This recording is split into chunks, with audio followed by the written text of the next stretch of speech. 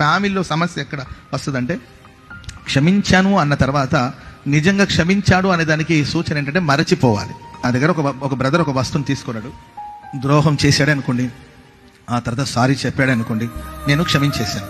క్షమించిన తర్వాత ఈ సందర్భాన్ని నేను మర్చిపోవాలి. అదే పరిపూర్ణమైన క్షమాపణ.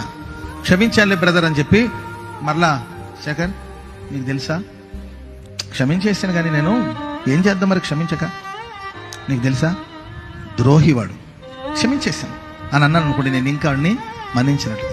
మళ్ళీ ఇంకెవరు అన్న చెంటనా, మీకు తెలుసా ద్రోహివాడు, ద్రోహం చేశాడు అని నేను ఇది చెప్పుకొని తిరుగుతున్నప్పుడు నేను ఇంకా క్షమించినట్టే అర్థం.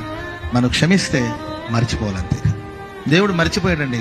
అందుకొరకే నువ్వు 3 సార్లు అబద్ధం చెప్పావు, నీకు ఎట్ట మనసు వచ్చిందిరా నా మీద అబద్ధాలు చెప్పు? ఎక్కడైనా అడిగాడండి? అడగల. కనుక ప్రియమైన వాళ్ళరా, ఎదుటి మనిషి గురించి తీర్పు వద్దు.